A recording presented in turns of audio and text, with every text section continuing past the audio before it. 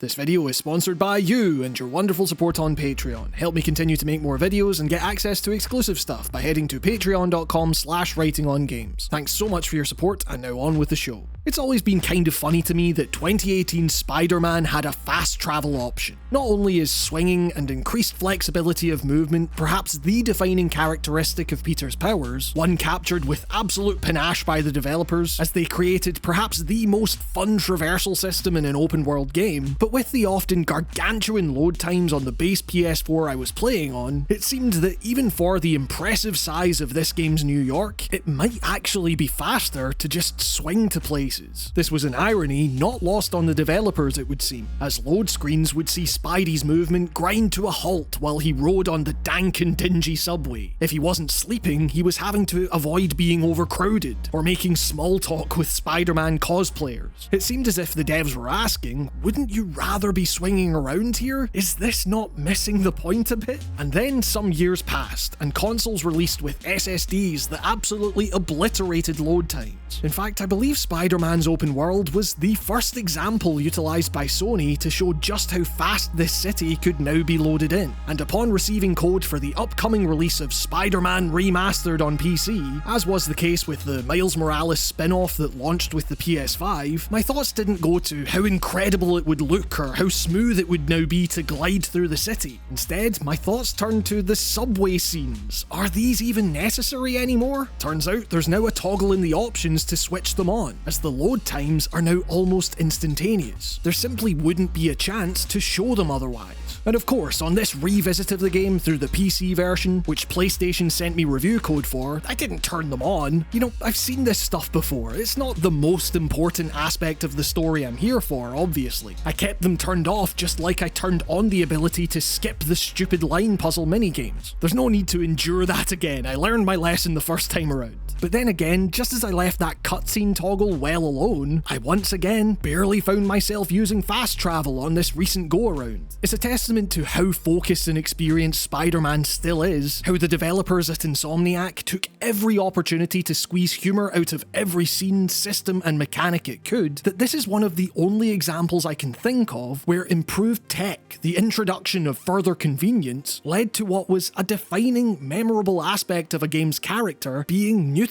even if just a little. In short, revisiting Spider-Man has been such a joy. It's still so effective in what it's trying to do that it's still got me thinking about load screens, ones I wouldn't see even if I turned on the option to, because even 4 years after the fact, the act of swinging with all its associated moves and animations that see it straddling that line between relaxingly intuitive and immediately engaging is still such an incredibly fun thing to do that I'd often find myself racing past mission objectives by accident. The mechanic is so engrossing to me. This game is still such a gloriously interconnected web, pardon the pun, of systems and narrative, taking the Ubisoft open world formula, known for its cruft and excess, pure quantity over quality, and pressurizes it down into a diamond. Still a 15 to 20 hour experience densely packed with things to do and see that nonetheless still retains a remarkable focus. At the end of that 15 to 20 hours, I was still as shocked as I was 4 years ago to find that my completion percentage was somewhere in the mid-80s. This game makes it ridiculously easy to be a completionist, partly by ensuring that every aspect of that journey is both mechanically and narratively meaningful. Sure, the idea that Peter has somehow forgotten that he's placed a bunch of tracker-equipped backpacks around New York containing little bits of memorabilia is a silly concept in itself, but it's also exactly the kind of silly you'd expect from Peter, that you'd expect him to forget about.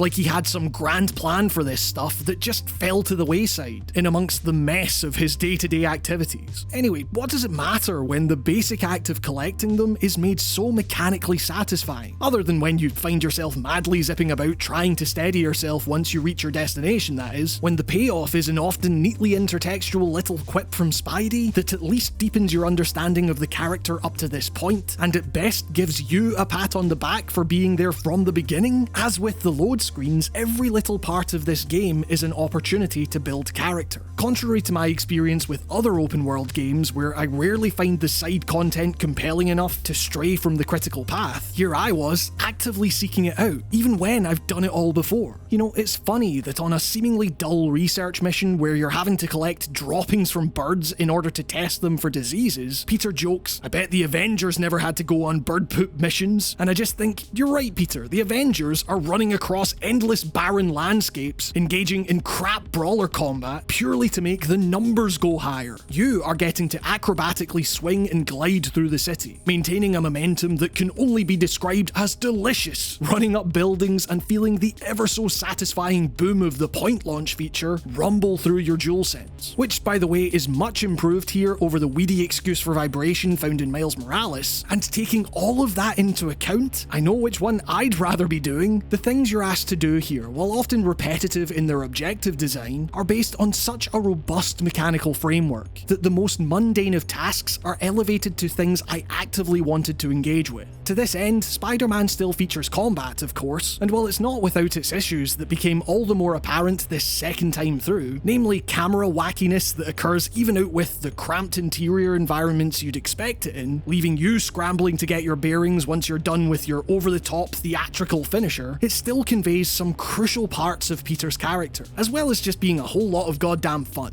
As with web swinging, it straddles that line between intuitive and frenetic, always looking as if the game is anticipating your every move, making it look effortless as you glide from enemy to enemy, while avoiding becoming outright automatic. Indeed, while it may look effortless, lose your rhythm of punching and dodging, a maneuver that, while it has all the trappings of the press button to snap counter system popularized in the Arkham games, rarely has you actually snap to those enemies without a late game upgrade, instead requiring you to internalize that spidey sense and keep things moving yourself, and the barrage of enemies on screen, especially the tougher ones, can wipe your health incredibly quickly. But like the game's more relaxed approach to completion, it also wants you to feel good while you lay your enemies to waste. Where other games of this style have you lose that all-important combo meter after one mispress of a button, Spider-Man is a bit more generous, allowing you some time to make your way over to your next enemy and keep building that number into the high double or even triple digits. It wants you to think of this as a game because that's kind of what it is to Spider-Man. Sure, he often finds himself in great peril against enemies that could absolutely obliterate him if he's not on his shit, but while the animations associated with combat help to sell you on the speed and impact of every punch thrown, they simultaneously convey a kind of playful nonchalance to Peter's movements here, mirroring the quips he makes somewhat breathlessly as enemy after enemy tries in vain to bring him down. He's toying with his prey a little, as he juggles his enemies in the air, slipping through their legs and turning whatever situation he's in, whether it's the demons threatening New York or full-blown sci-fi gang warfare, into something more gleefully slapstick or circus-like. It's crime fighting by way of Buster Keaton. But crucially, it's not simply Pete's fun-loving side that gets brought out through these encounters and the run-up to them. Part of the reason I ended up seeking them out like I did was that as I would get alerted time and time again of crimes occurring while on my way to the main objective, I would start to genuinely feel like a bit of a dick, leaving so many crimes going unstopped purely because I had somewhere to get to, capturing the stress of having to keep all these plates spinning at once, what it means to be this superhero balancing endless attempts to help everyone he can, while also juggling the many relative mundanities that come with normal life. I think it's a direct result of all this effort being placed into bringing out Pete's character through both gameplay and paratext that render Parker's inevitable failures in maintaining that balance all the more compelling in the game's grander narrative.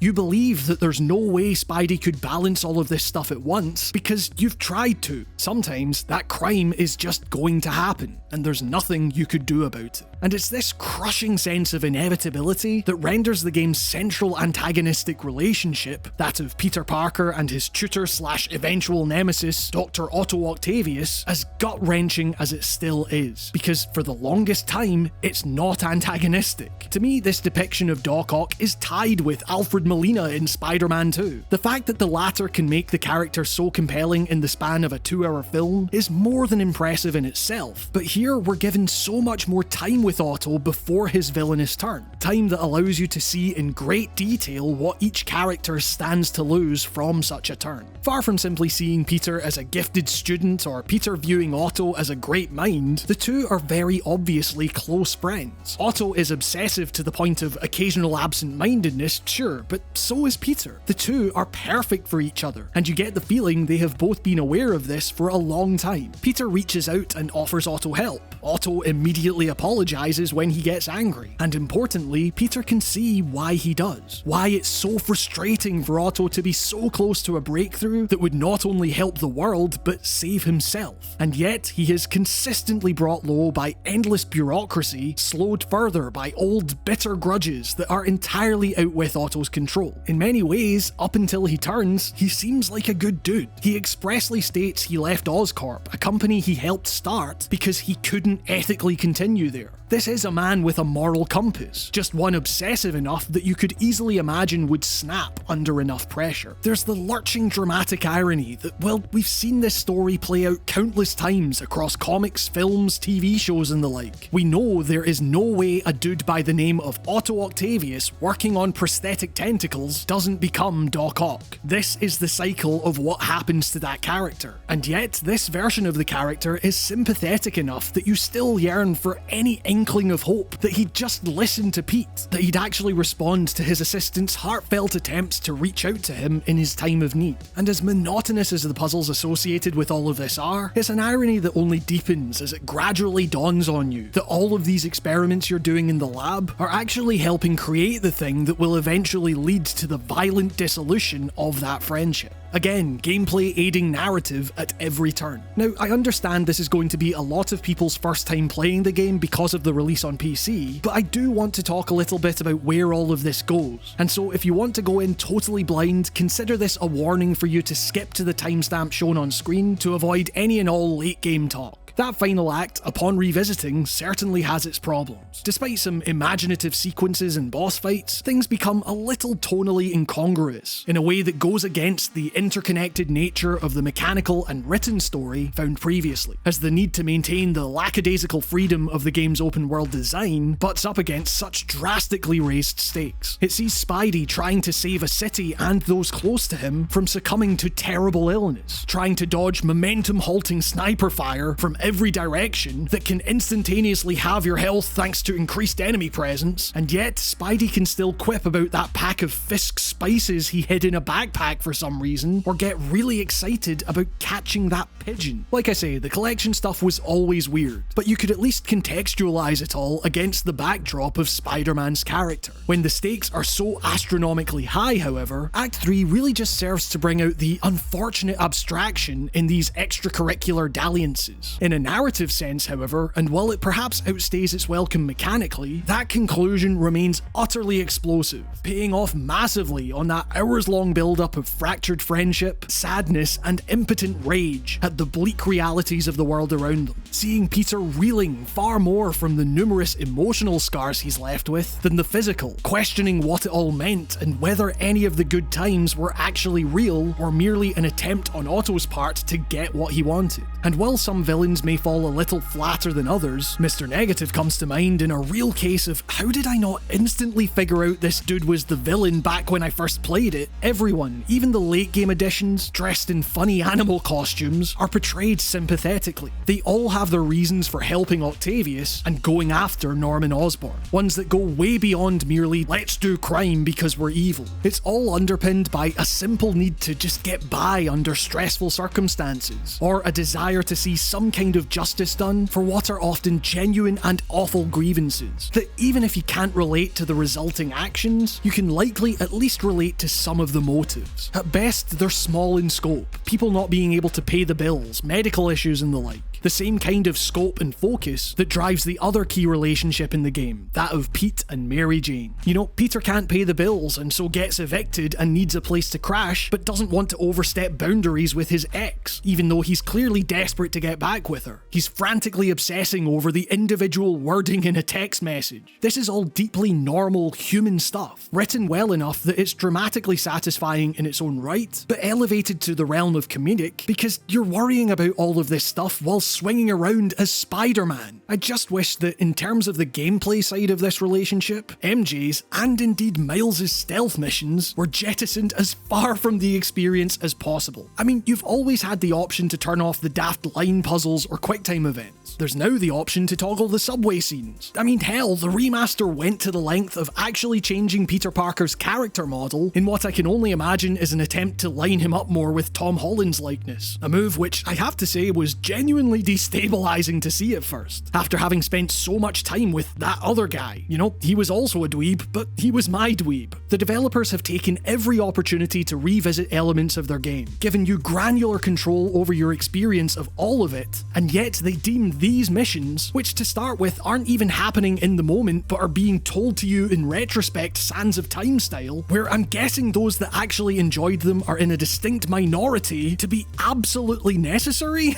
It's one of the only aspects of gameplay that sticks out like a sore thumb, where everything else feels so streamlined, designed to both keep you barreling through the city while using every bit of that interaction to convey at least something about the character or the action unfolding around them. These missions just feel like such a ludicrously rigid pace killer that could be explained to Pete over the phone as he's swinging around this city-shaped jungle gym. And unfortunately, it's a similar lack of focus you find in the game's multiple DLCs, all conveniently packaged together in the remaster. It's a shame because at least initially, the Black Cat DLC features some of the best, most compelling moments regarding Pete and MJ's relationship, where MJ's been snooping around, narrowly avoiding capture in order to find out what Pete's ex-lover has been up to, as she returns to cause some vague havoc aimed at one of New York's crime families while casually flirting with her former, now taken flame, whom you've been controlling, swinging through the city with a belly full of pizza, the impracticalities of which he's all too keen to joke about after showing up to save MJ about 5 minutes after the nick of time. It's an inherently comedic situation, reversing the roles of hero and powerless onlooker, but is made all the more compelling by the genuinely humanly messy nature of the relationships at play here. Not so long prior to this, Peter affectionately tells MJ he doesn't deserve her, to which she playfully, if a little drearily, responds, "I know." And it's hard not to agree with her in this instance, as well as another in which Peter reacts childishly to Mary Jane revealing that she was seeing other people, plural, in the time they were broken up. This is despite said reveal coming from a place of forgiveness and understanding on her part, as Spidey informs her that he might be a dad with someone very currently making multiple blatantly, if emotionally blackmaily, passes at him. Passes you get the feeling Peter isn't wholly unreceptive to. These are fantastically nuanced moments, making us think more deeply about the context of our gameplay as we perhaps childishly swing through the city, while Peter has to come to terms with his emotional immaturity. It plays to the base game's narrative core, the juxtaposition of trying to navigate a 20-something's personal life, while said 20-something also happens to be Spider-Man. The writers envision how the absurd circumstances of different characters could collide and draw equal laughs and introspection from the resulting fireworks. The ideal of a model in which the playground of New York and the joyous mechanics used to navigate it are used to tell more vignette-style stories, similar to the way you might consume issues of a comic book.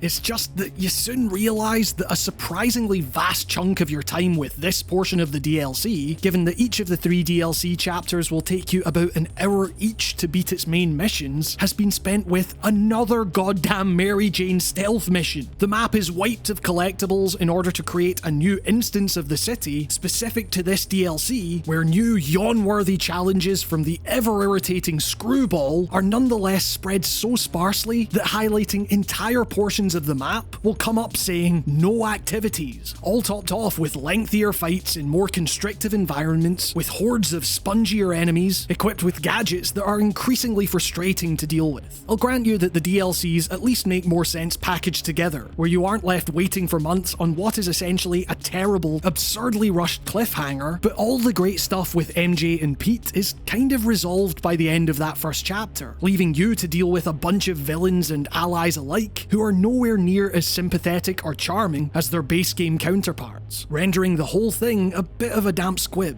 Again, where the main game is so tightly constructed, the DLC is just more for the sake of more. A similar vibe I felt with the Miles Morales expansion back at the launch of the PS5. and distinctly absent in this PC release. Apparently it's releasing in the autumn. Noteworthy for its unbelievable technical prowess, and, well, little else outside of overcomplicating the pitch-perfect combat formula found in the base game, and to me, wasting a truly charming character on a fairly throwaway narrative that similarly lacked the heart of the original 2018 release. And I'll admit, coming into this remaster, all of this was a cause of some slight anxiety for me. It's a common thing for me with media that initially wows me, and that months or years after the fact, I struggle to remember precisely why, especially when subsequent media from the same franchise seemingly fails to match those lofty heights you could have sworn were there to begin with. You know, did it get worse over time, or was it always like this? Turns out, after recompleting the main story, and similarly to the first time I beat it, clearing the lump from my throat after such an emotional roller coaster of an ending, proceeding to swing around the city for hours purely for the sake of it, I can pretty safely say those beginnings were always incredible. Look, I'm no Digital Foundry, and my technical experience on a 3080 and an i9-10900K can be summed up as starting out weird, but gradually updating over time to the point of being fine, as is sometimes the case with early review copies, so I can't tell you whether or not this is the greatest port of all time or whatever. All I know is that in more holistic, experiential terms, my opinion is further cemented that this game far surpasses any Marvel movie or series released in the last 20 odd years. Everything in Spider-Man Remastered, from its traversal to its dialogue to its combat to its menus to its more completionist-focused features, all of it seems tailor-made to complement and aid every other part of the game and the way it brings out the character of Peter Parker, resulting in an overall package that's so cohesive that it remains one of the high watermarks of not only the open world genre, but for me, Spider-Man as a whole.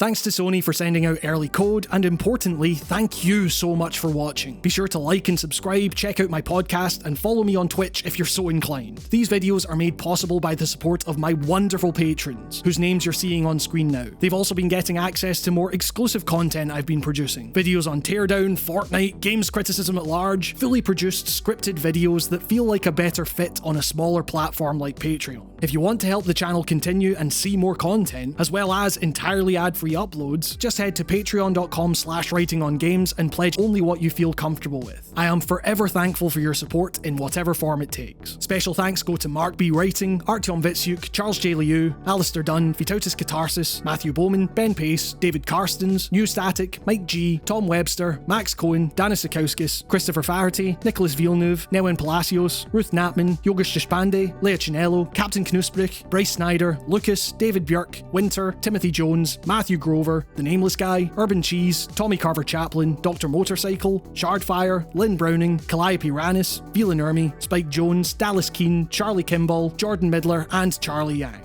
And with that, this has been another episode of Writing on Games. Thank you all so much for watching, stay safe, and I will see you all next time. See you all